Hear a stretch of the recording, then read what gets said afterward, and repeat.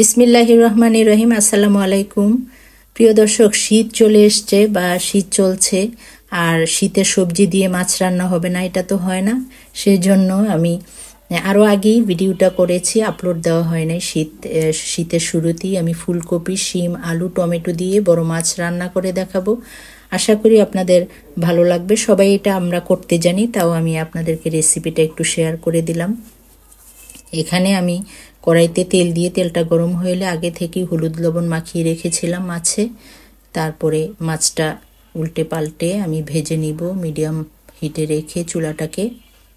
তো মাছ ভাজা হয়ে গেলে আমি তুলে রেখে দিব। তারপরে একই কড়াইতে আমি তরকারিটা রান্না করব। এখানে দিয়ে দিলাম কিছু পেঁয়াজ কুচি, পরিমাণ মতো লবণ, আর কয়েকটা কাঁচামরিচ ফালি করে, আর একটু তেলও আমি দিয়ে দিব রান্নাটা শেষ করার জন্য।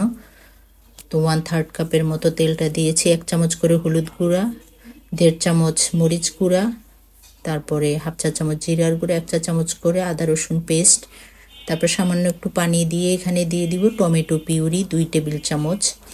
এটা কালার হওয়ার জন্য, রঙটা সুন্দর আসবে, আর একটু টেস্টও বেড়ে যায় পিউরিটা দিলে।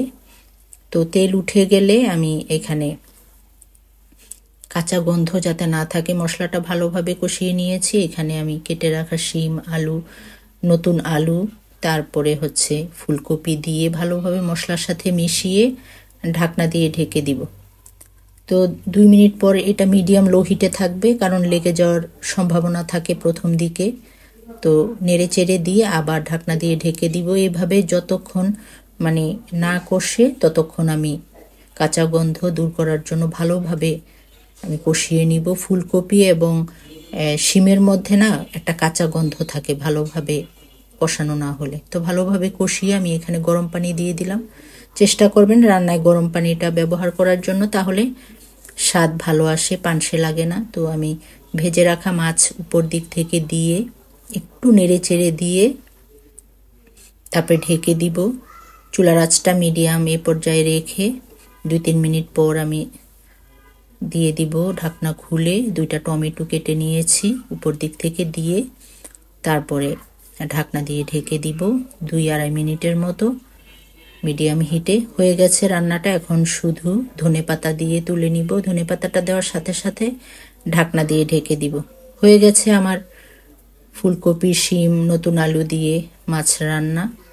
দেখুন কতটা সুন্দর হয়েছে। আশা করি আমার রেসিপিটা আপনাদের ভালো লেগেছে। ভালো লাগলে লাইক, কমেন্ট, শেয়ার করবেন এবং আমার ইউটিউব চ্যানেলটি সাবস্ক্রাইব করে দিবেন। আগামী পর্বে আবার আপনাদেরকে যে কোনো নতুন রেসিপি নিয়ে আপনাদের সামনে হাজির হব। সে পর্যন্ত ভালো থাকবেন, সুস্থ থাকবেন। আল্লাহ হাফেজ।